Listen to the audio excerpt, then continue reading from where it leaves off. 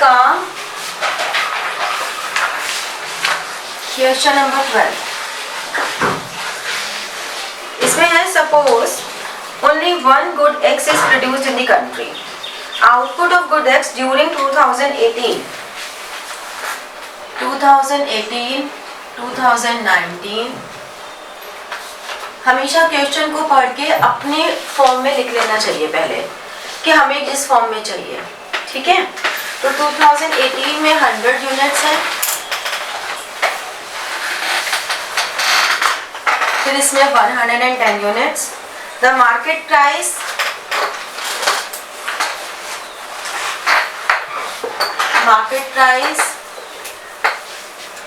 of the product during the 2 years rupees 50 and 55 per unit. Calculate the percentage change in real. अब ये word है real.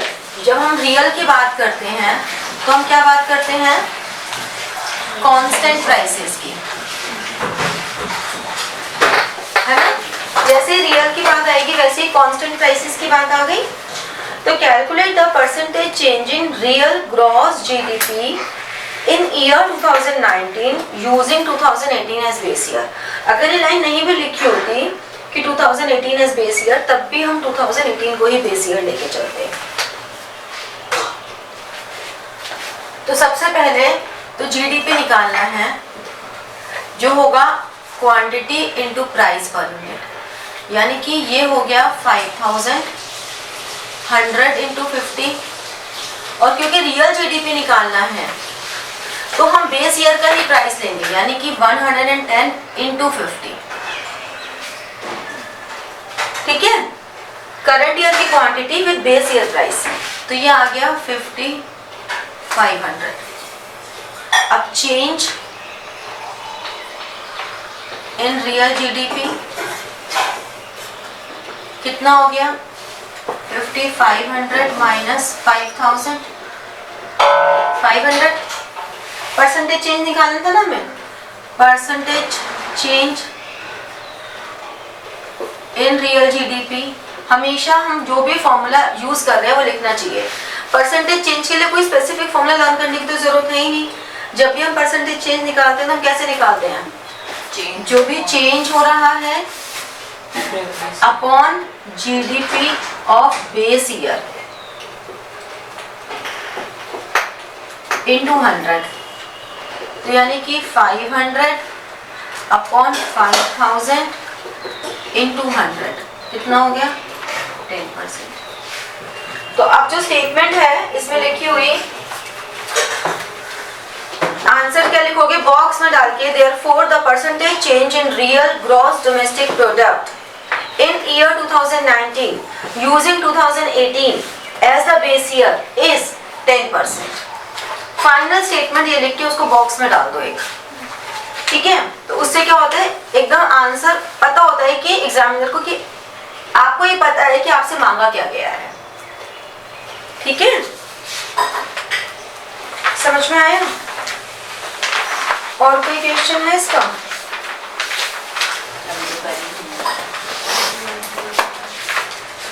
Next हमारे पास आता है जो डाउट था तुम्हारा, वर्किंग ऑफ मल्टीप्लायर, ठीक है। वर्किंग ऑफ मल्टीप्लायर के लिए तुम्हें एक तो ये पता होना जरूरी है, हम एज्यूम करेंगे। एज्यूम क्या करेंगे कि हमारा जो एमपीसी है वो 0.5 है। हम कुछ भी ले सकते हैं, हम एमपीसी को 0.5 लेना कोई जरूरी नहीं है, क्योंकि इससे कैलकुलेशन इजी रहती है, इसलिए हम ये लेते हैं। बाकी कुछ भी ले सकते हो। ऐसे ही इनिशियल इन्वेस्टमेंट लेने को हम कुछ भी ले सकते हैं, लेकिन हम सबसे इजी ले लेते हैं ₹1000 करोड़, ठीक है। कोई हार्ड एंड फास्ट रूल नहीं है, आपको कुछ भी लेना हो कुछ भी ले सकते हो। ये हमने एज्यूम कर लिया। अब अगर ये एज्यूम कर रहे हैं तो therefore K is equal to 1/1 minus MPC, that is 1/1 minus 0.52। इसका मतलब जो हमारा चेंज इन इन्वेस्टमेंट है वो अगर ₹1000 करोड़ है तो change in income is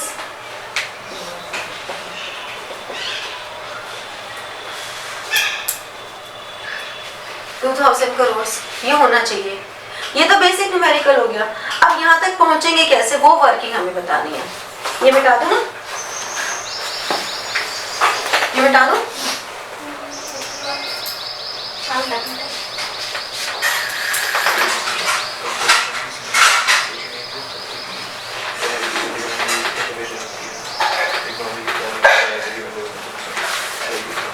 working हम ऐसे दिखाएंगे,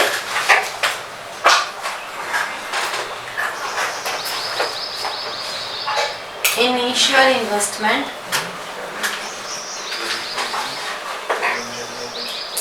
1000,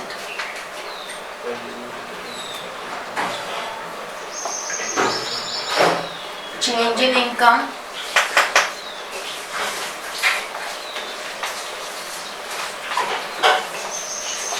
change in consumption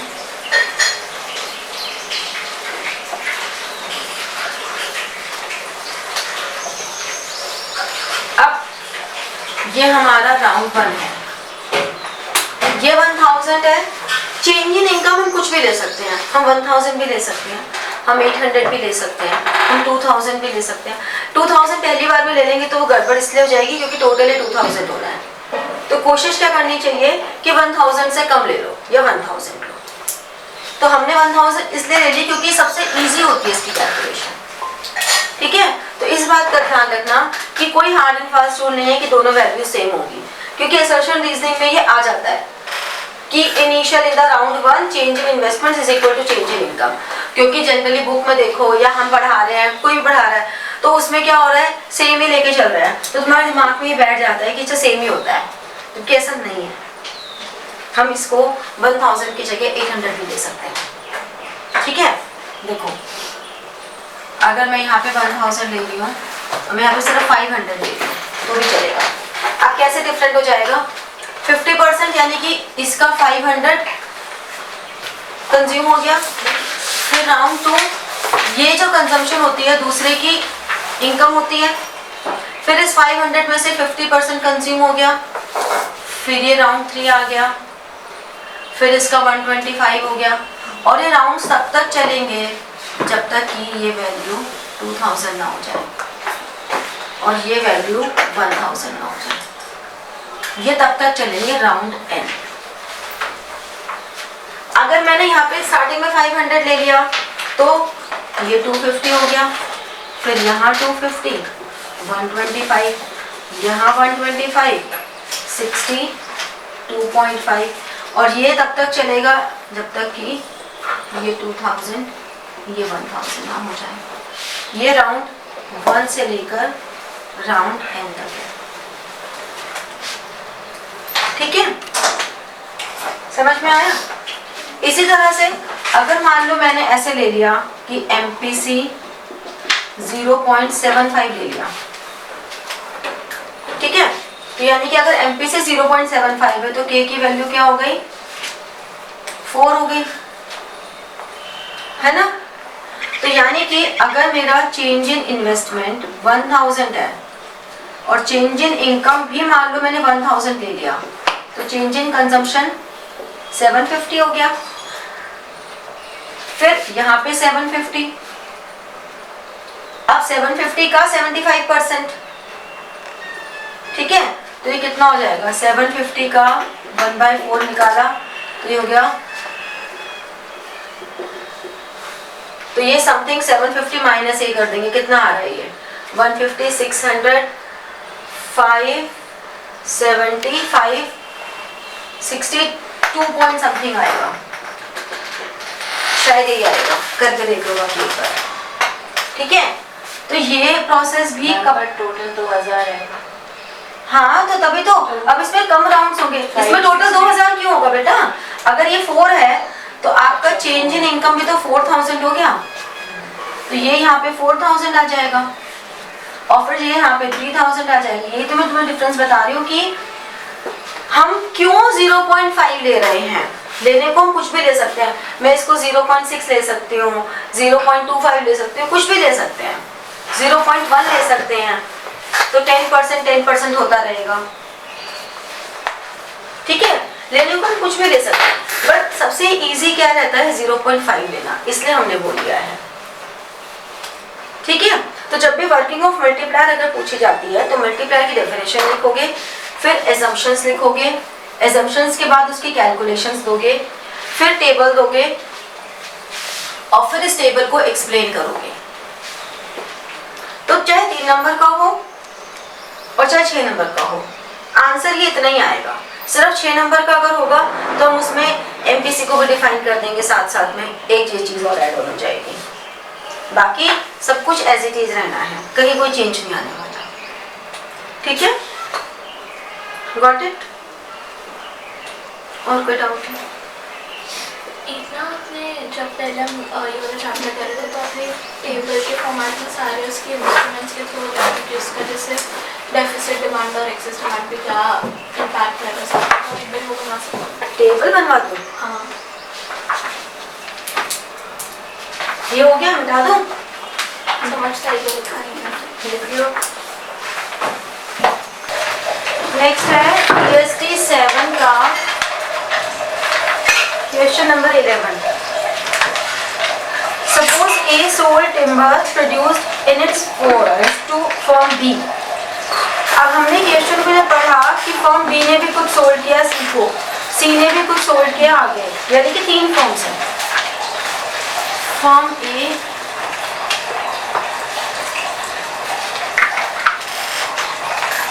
firm B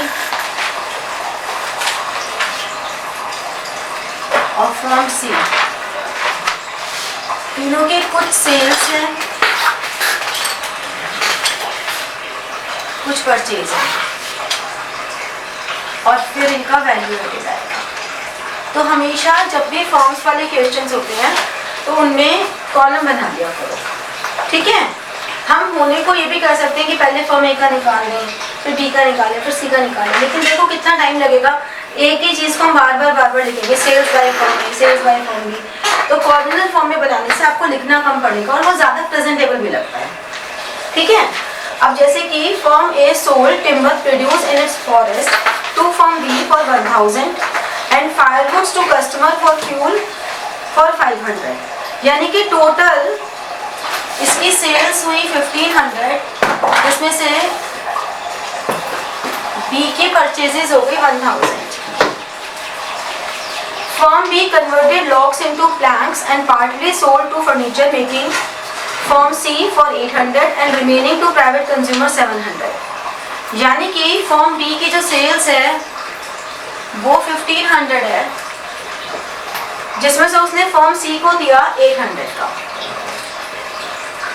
ठीक है, इसका परचेज कुछ भी नहीं था। Then firm C sold furniture worth ₹1000 to private consumers and remaining to a government office for 500। इसका मतलब इसकी भी 1500 की ही सेल है total. Calculate value added by firm A। firm A का value added 1500, इसका 500, इसका 700। ये टेबल बना के और फिर क्योंकि क्वेश्चन हमसे उस फॉर्म में पूछा है तो value added by firm A ₹1500, value added by firm B ₹500 और value added